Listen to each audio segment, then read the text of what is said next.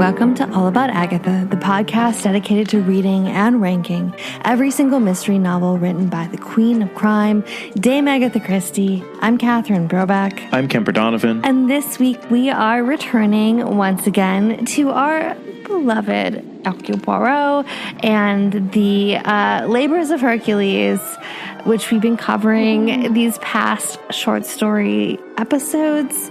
And we have another 2 this week. So, Kemper, why don't you start us off with our first? All right, we are beginning with the Stymphalean birds, which was first published in the U.S. in September of 1939 in The Week magazine under the title The Vulture Women. And then it was published in the UK in April 1940 in The Strand. And then, of course, it was collected in the Labors of Hercules collection by Dodd Mead in the US in 1947, and later that same year in the UK by our beloved Collins Crime Club.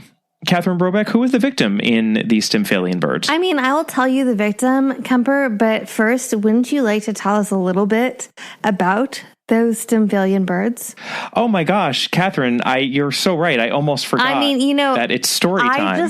I know that sometimes people think that I'm poking a little bit of fun at you, that it's a little bit in jest, but I love our story time, Kemper, and I would not deprive our listeners of it. Gather ye round for a little story about a man named Hercules. So in my copy of the D'Aulaire's Book of Greek Myths, this is coming in right after the Erymanthian Boar, actually.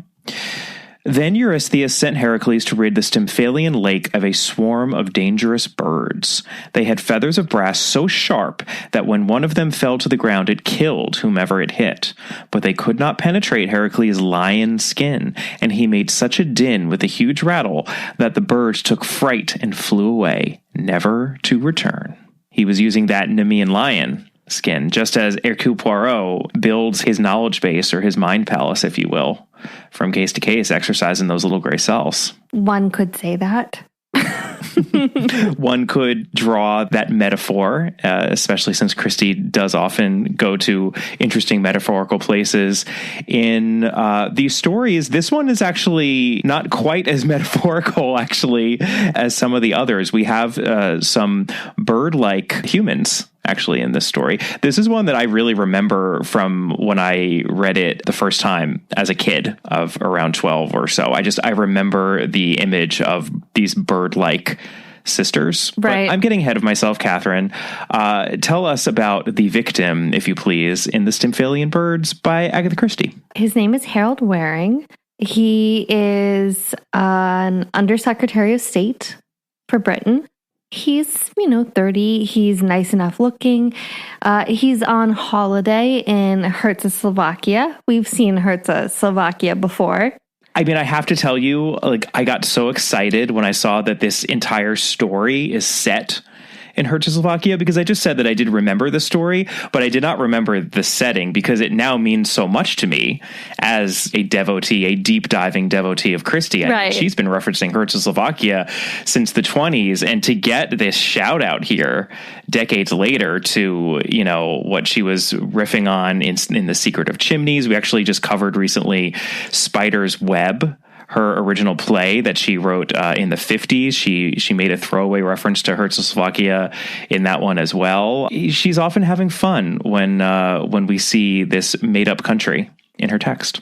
Right. And hopefully no one is too offended by this made-up Mittel Europa country. A vaguely Yugoslavian, right? I mean, I always assume that it's like Czechoslovakia.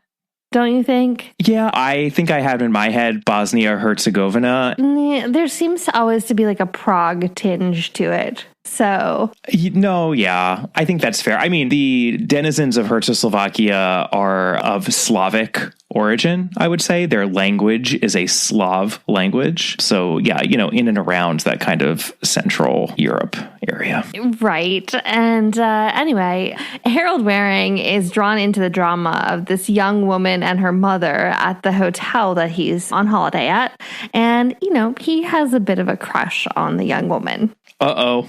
Yeah, not great. That can sometimes be a problem. Leaves one vulnerable, shall we say? Yeah, so who are the suspects? All right, let's talk about our suspects. Well, first up, we've got two sharp-looking Polish sisters, fingers like talons, noses like beaks, and they seem to be trailing Harold wherever he goes, and he becomes convinced that they are harbingers of danger or omens of some sort of terrible fate. So these would, of course, be our titular Stymphalean birds, and again, not so metaphorical. I mean, they are bird-like women.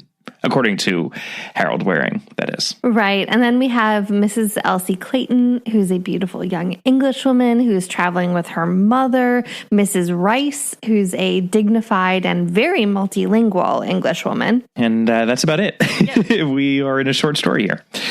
All right, so let's talk about the world as it appears to be.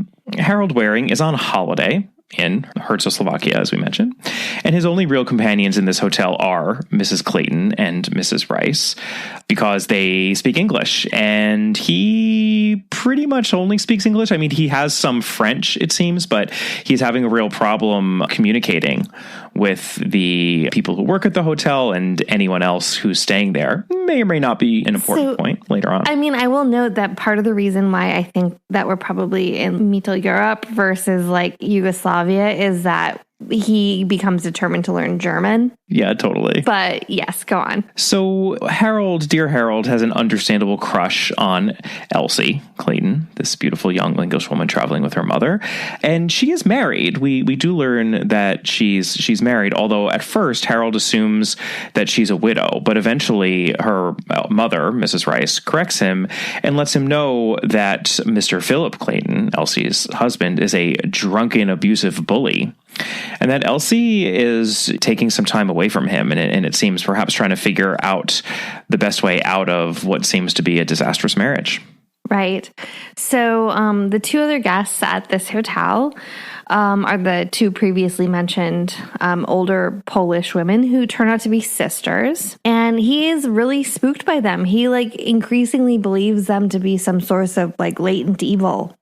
And by the way, he's never spoken to them. He just thinks this to be the case. It's really xenophobic on his part, but it's also kind of prodded along by Mrs. Rice, I think, because Mrs. Rice is the one who finds out that they're Polish sisters. Yes, Mrs. Rice keeps this little inner circle of three quite tight, but so does Harold. Mm-hmm. So they're kind of simpatico on that front for now. And then as for Elsie, well, eventually a distraught Elsie cries to Harold at breakfast that her husband Philip has shown up at the hotel and she's afraid of him. And one night, Elsie comes to his room to talk to him. Again, she just seems terrified and frightened out of her wits, only to be chased down the hall into her own room by an enraged Philip. Already, we're getting the sense that Harold is kind of skating on thin ice here. I mean, this woman has been in his bedroom. Now he's pursuing this married couple and kind of sticking his nose into this domestic spat. Elsie tries to lock the door, but Philip gets into the bedroom. And by that time, Harold does get the door open. So he opens the bedroom door of this married couple and he sees Elsie cornered against the window. And it seems that her husband Philip is trying to kill her. Elsie flings a paperweight at his head and he drops. And she tells Harold to just go and pretend like he was never there and basically just try to extricate himself from this mess. Oh, boy. Oh, boy. That's one kind of holiday, I suppose, Kemper. So Mrs. Rice, a few hours later, shows up at Harold's room, telling him that not only is Philip not okay, Philip is dead. And that their only option is probably going to have to be to figure out a way with local authorities. Harold kind of suggests maybe we could just dump the body. Which, I mean, Harold, gosh, get your wits about you, man. But yes, the aspiring politician. I know. Just, oh dear. But he goes along with the bribery. That's essentially what Mrs. Rice does, and he overhears some of it. He overhears her talking to, various people and authorities, etc. And, money is wired and exchanged. And, Mrs. Rice, again, she has real skill with European languages. So this is a plus for them. And it's all fine and good until Oh no. What happens, Kemper? Well, those two Polish women, the bird-like harpies, sit down and start conversing with Mrs. Rice. Of course, Harold has no idea what they're saying, but he's frightened to death of them. And Mrs. Rice, once they leave, sort of blanches, goes gray, use whatever sort of color metaphor you want. She seems terrified as well. And she says that these two women live on the same floor of this hotel.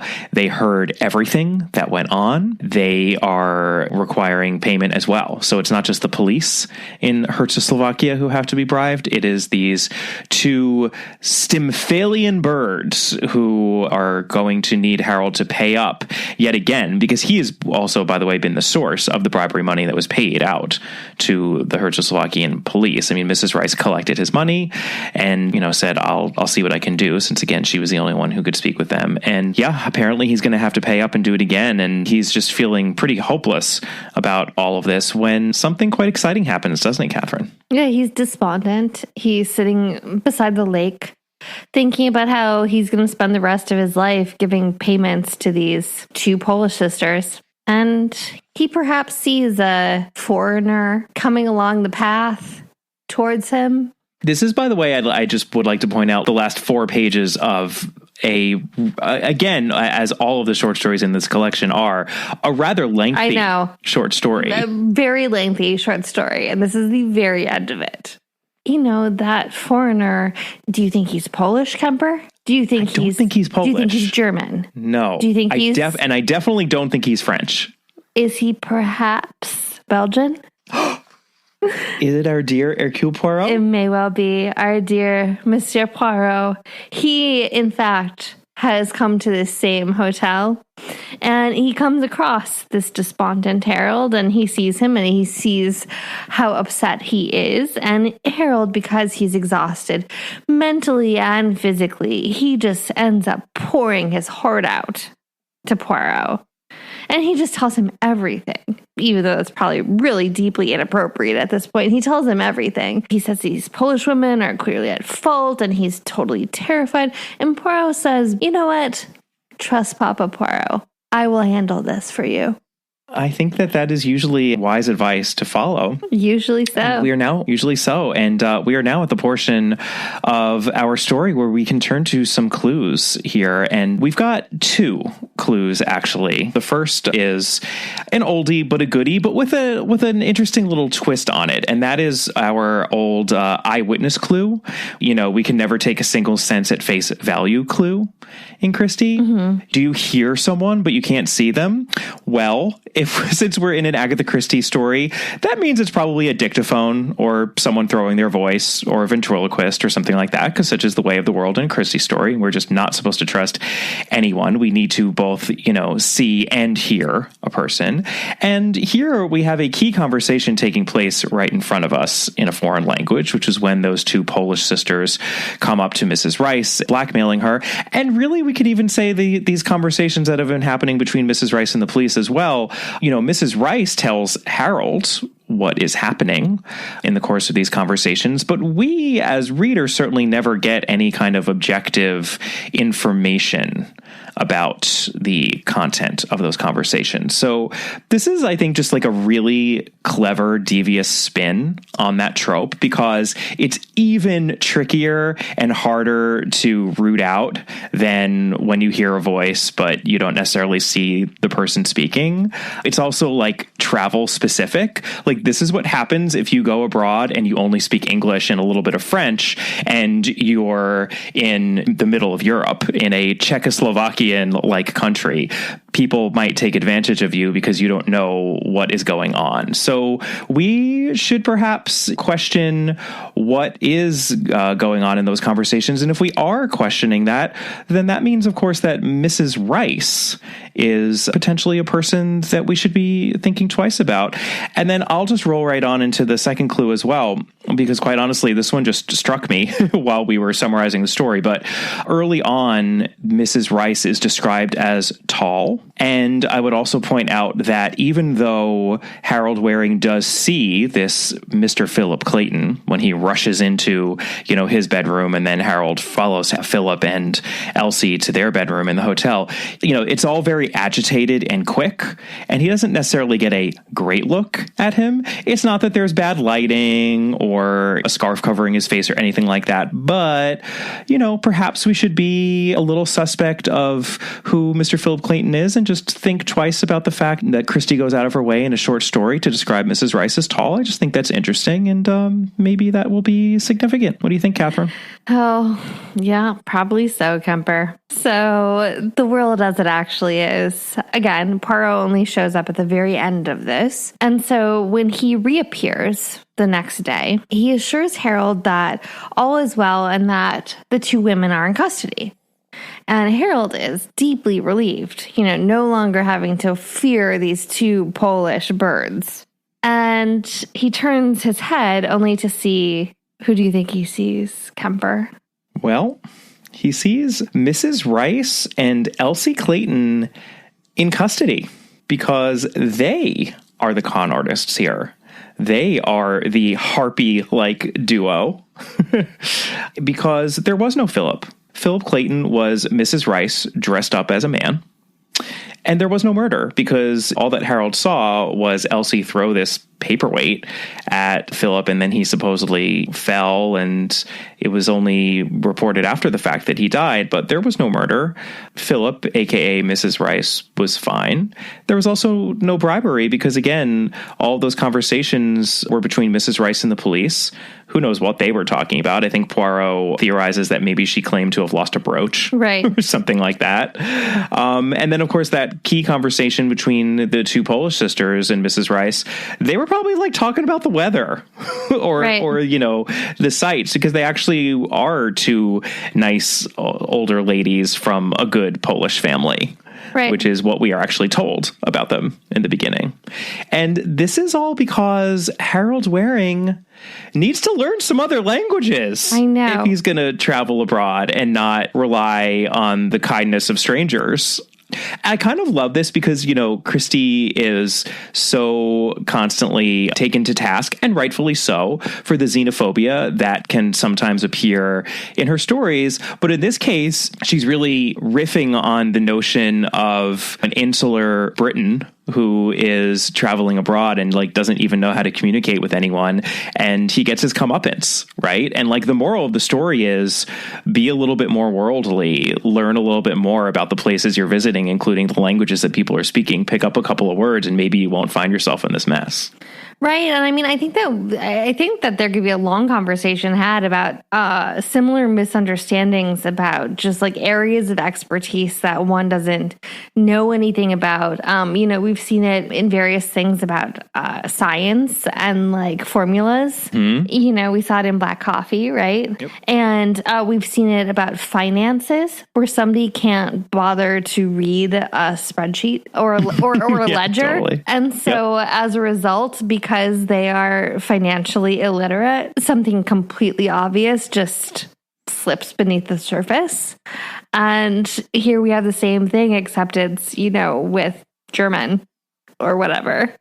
Right. No, it's true. It's a good point. And it's the same underlying principle, which is actually a very Marpelian principle, and makes me think of Christie's own Auntie Granny, who was the inspiration for Miss Marple, because cynicism, right, which underlies so much of what drives Miss Marple. And I believe it's in the autobiography, she talks about how her Auntie Granny was the kind of person who, if you said, oh, well, I didn't realize that it was this way because so-and-so told me that it was another way. And she would look at you kind of quizzically and be like, you believed them?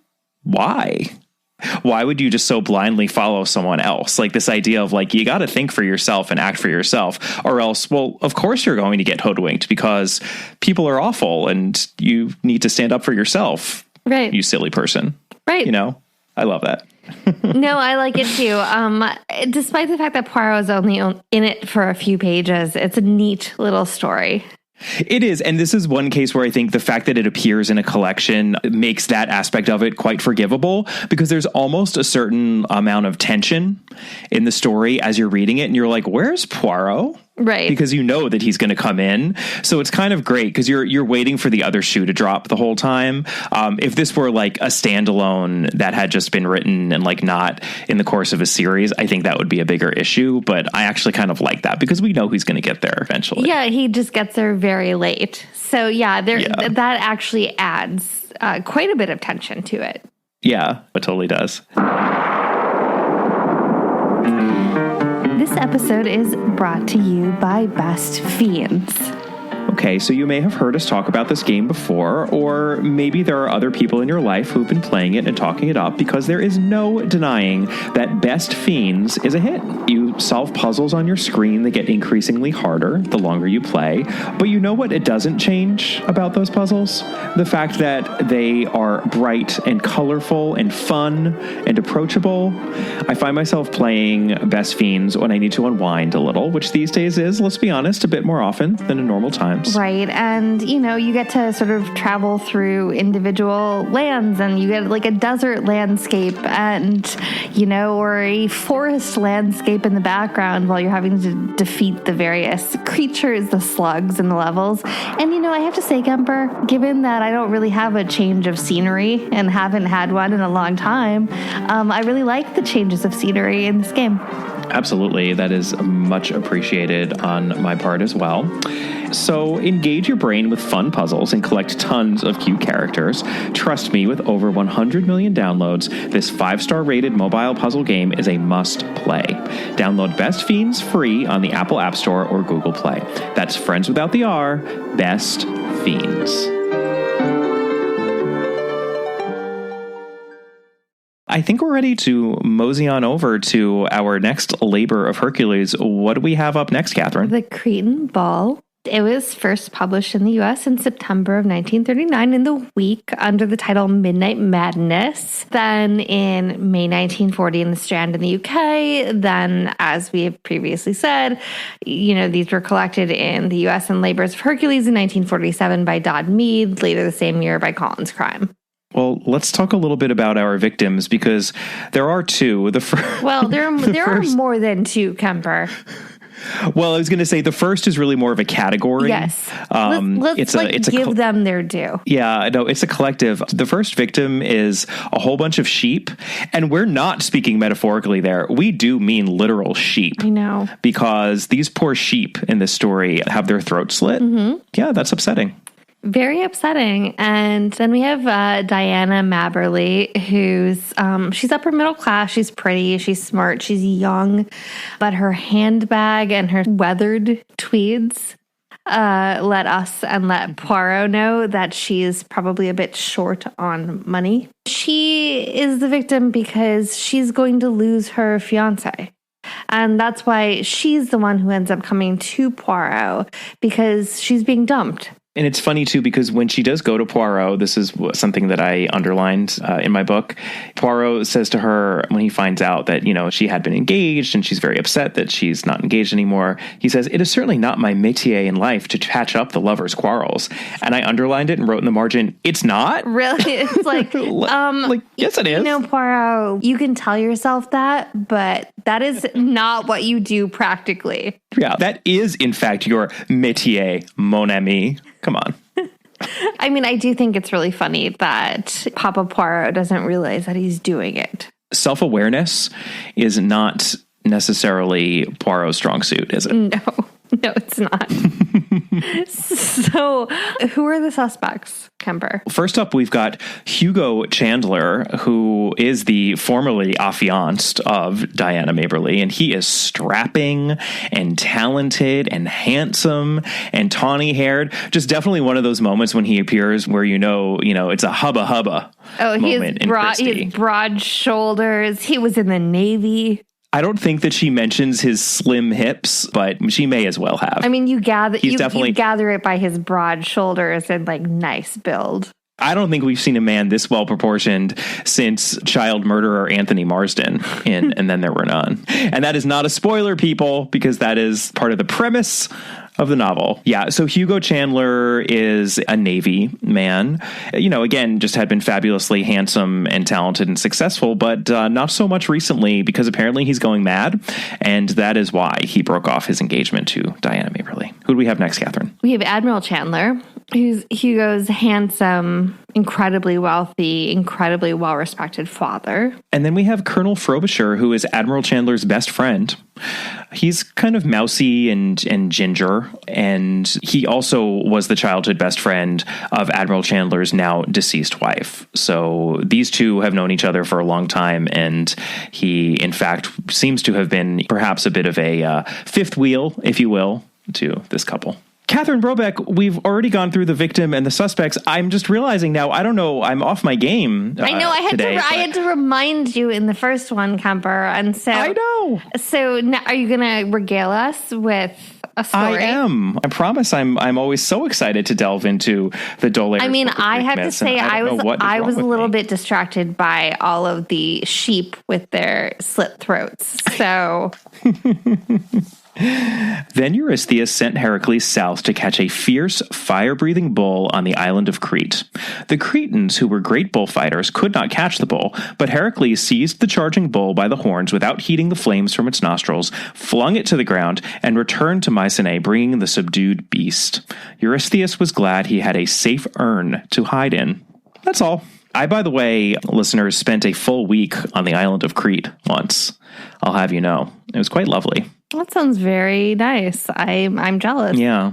I'm jealous for that past version of myself that was so blithe and blasé about the miracle that was international travel. I know. But one day, again, my friend, one day. Yeah.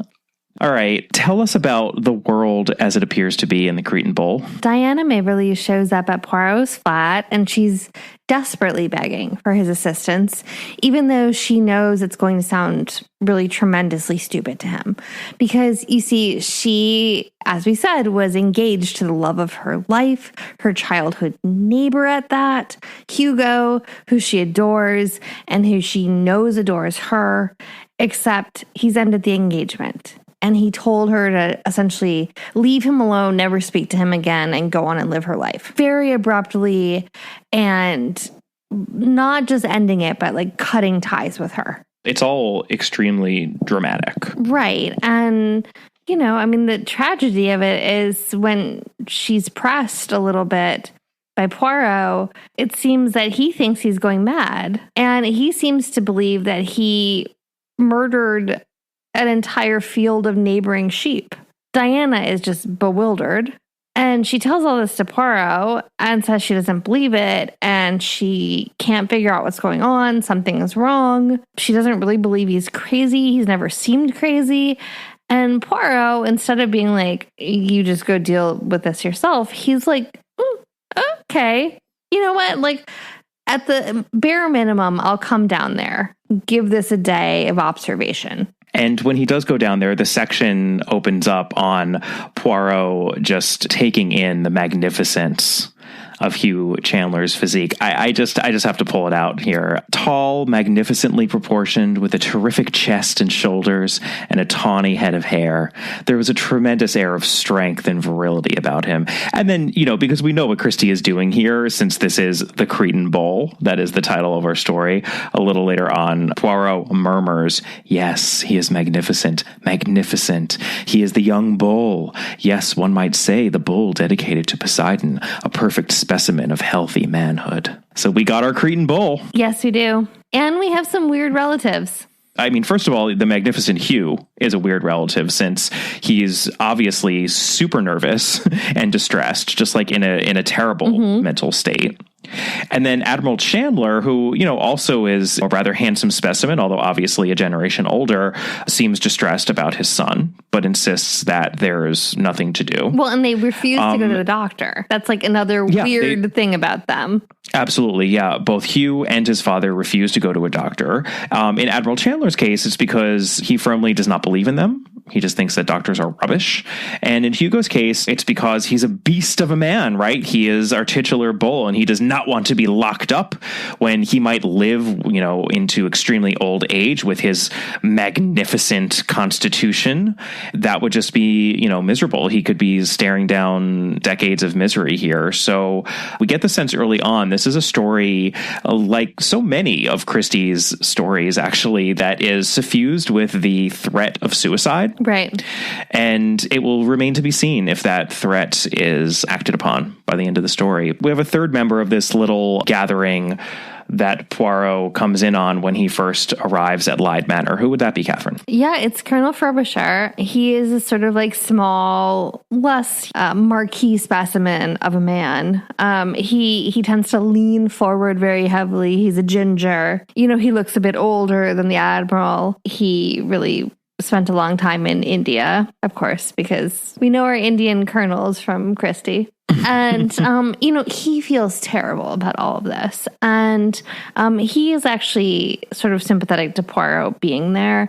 And so he removes Poirot from this terrible, awkward terrace luncheon and brings him on a tour, especially because he wants Poirot to see the portrait of his beloved childhood friend, who is the late Mrs. Chandler. The Admiral's his best friend, but Mrs. Chandler was his childhood best friend. And there's a giant portrait of her in the portrait gallery. And she is this striking, tall woman with auburn hair and strong features and beautiful. And she died on this boat trip off the coast of Cornwall with the Admiral, desperately trying to keep them both afloat until she finally drowned. Yes, and I'd also like to pull out the physical description of Colonel Frobisher, because we often harp, perhaps unfairly, on the fact that physical descriptions are not Christie's forte, so to speak, when it comes to physical descriptions of people. But this is a rare story where it actually is key. And what she writes about Colonel Frobisher is: a dried-up, tough little man with reddish hair turning gray at the temples. A restless, irascible, snappy little man, rather like a terrier, but the possessor of a pair of extremely shrewd eyes. He had a habit of drawing down his brows over his eyes and lowering his head, thrusting it forward, whilst those same shrewd little eyes studied you piercingly.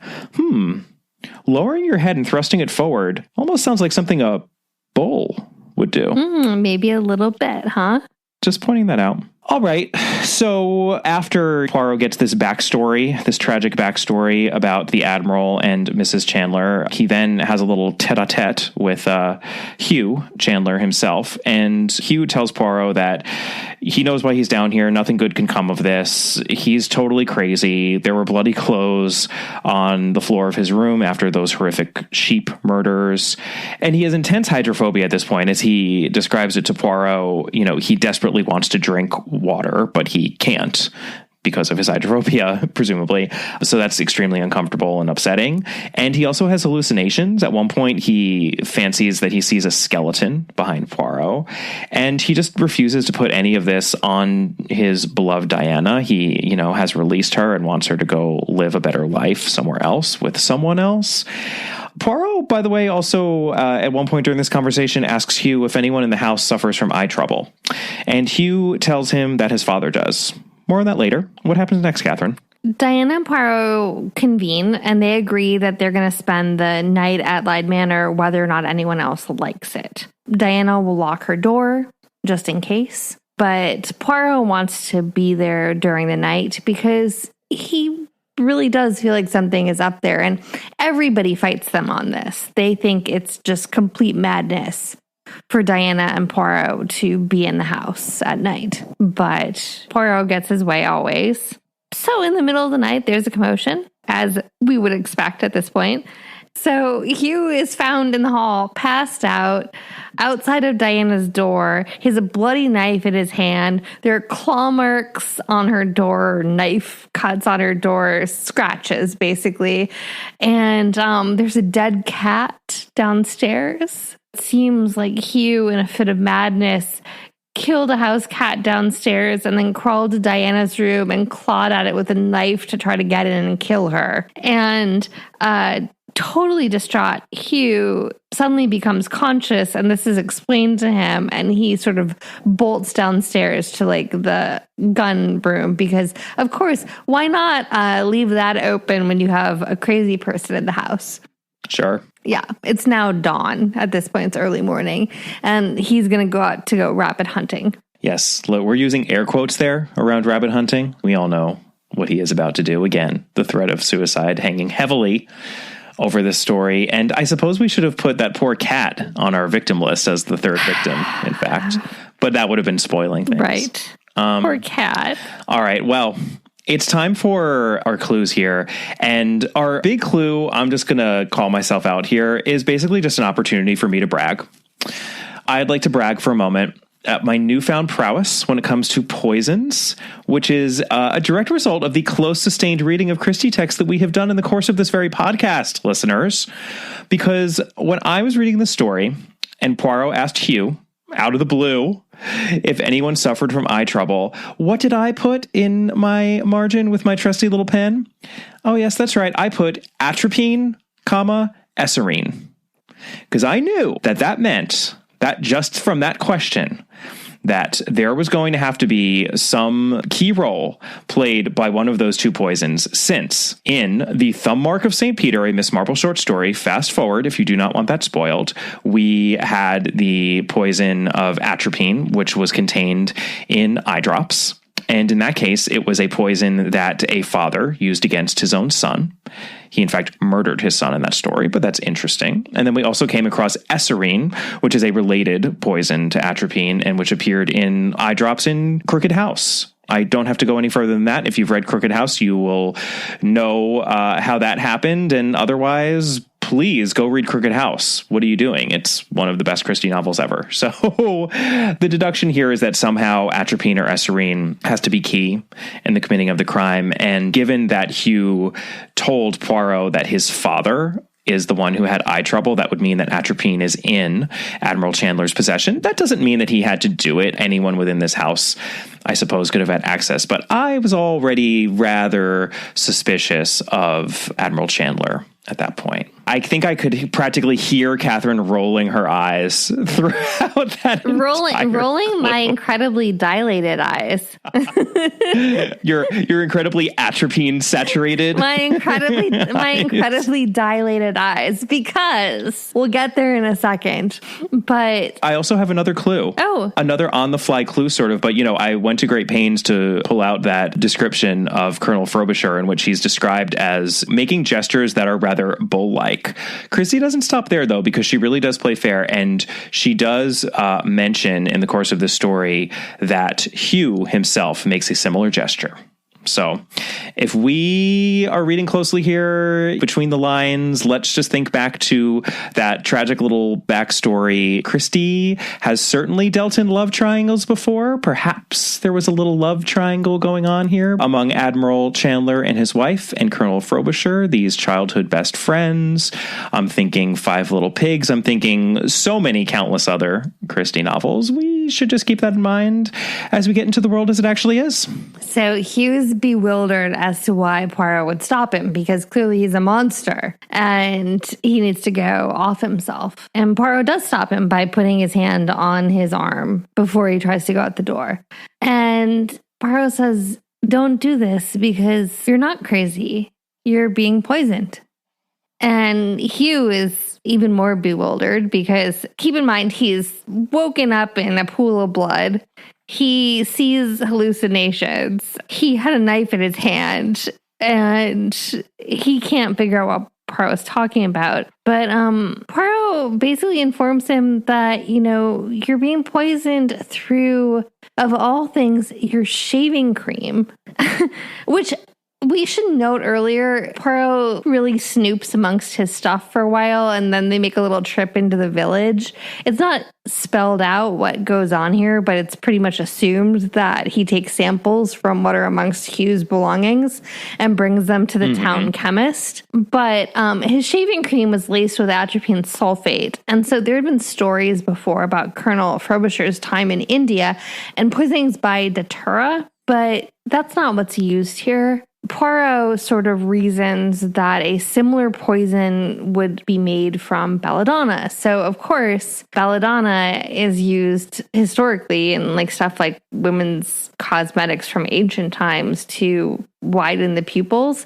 And that's why it's used in eye drops, right? So that's why the atropine comes in eye drops. It has a dilation effect. This is used to poison his shaving cream. So every time he nicks himself with his razor, the poison is essentially just increasingly absorbing through his face. And it is noted that he has a lot of little nicks on his face. He's apparently not a great shaver.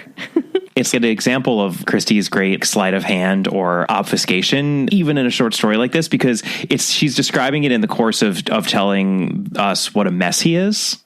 Where it's like his, obviously it would seem his hand is shaking when he's shaving, and like it doesn't seem important other than as yet another indicator of his mental state, but it turns out to be crucial to solving the mystery. Right, so he's nicked himself all about his face, and every time he does, more and more of this poison, which is already seeping through his skin just by the shaving cream, is now being doubly absorbed, I guess, through the wounds. And, the side effects are also causing hallucinations and dry mouth. There's something so awful about the idea of being poisoned through your shaving cream and cuts in your face. There's an icky sort of intimacy to that. And the only reason I mention it is because I'm fairly sure that we haven't come across this since one of the murders in Cards on the Table, actually. And I won't say anything more than that, but we had a murder via shaving in that novel as well. And I remember how uncomfortable it made me feel. And I felt the same way again here. Just like, ugh. Well, I feel that way a little bit about the eye drops because as somebody who had contacts when I was like in 4th grade or something, and you're very used to putting stuff in your eyes, that spooks me. Yeah. So why is poor Hugh being poisoned by way of his shaving cream? Well, because he is not a member of the Chandler family. And throughout this story, adding to Hugh's certainty that he's going crazy is the fact that madness is supposed to run in the Chandler family. And Admiral Chandler makes a lot of this. Hugh makes a lot of this. Poirot seems skeptical at best about, the notion of inherited madness. It's ultimately irrelevant as to Hugh, right, whether or not madness runs in the Chandler family, because he is not a member of the Chandler family. He is, in fact, the biological child of Mrs. Chandler and Colonel Frobisher. And that's where Christie's clever kind of layering in there of that gesture that they both make, despite the fact that Colonel Frobisher looks nothing like his biological son. They have that similar gesture. So that's her clue there, which is clever. And, and they're both kind of gingers. And they're both gingered. I mean, we are told that Mrs. Chandler had auburn hair, but yes, he has tawny hair, and Colonel Frobisher is a ginger, so that is a slight resemblance as well. It's all very clever. I mean, sometimes I think we fault Christie for not being able to clue as cleverly in a short story because you just don't have as much mass to hide it under as she does in a novel, and she's so clever about slotting it into her novels. But let's give her credit here, because I think those clues are not obvious in this short story. Right. I appreciated that. But yeah, Admiral Chandler, one could argue, is totally insane. So I suppose he, in fact, is the one who has inherited the family madness. So perhaps by the end of the story, that notion of inherited madness is very much embraced. Yeah, right. Because what we found out is that Admiral Chandler has lost the plot. Totally. Indeed. And probably he lost the plot some time ago because it seems pretty clear that he probably killed his wife. Oh, yeah. I mean, that's, the backstory as to this tragic drowning. It seems clear that he killed his wife because of the fact that she had this affair. And then he's just been slowly plotting this revenge on, this man who he raised as his son. And it's not enough that he doesn't want to kill him. He wants to drive this poor man to suicide. Right. And it's crazy. And it's crazy because Hugh loves his father and has no clue that Admiral Chandler is anything besides his father. So it makes it even worse.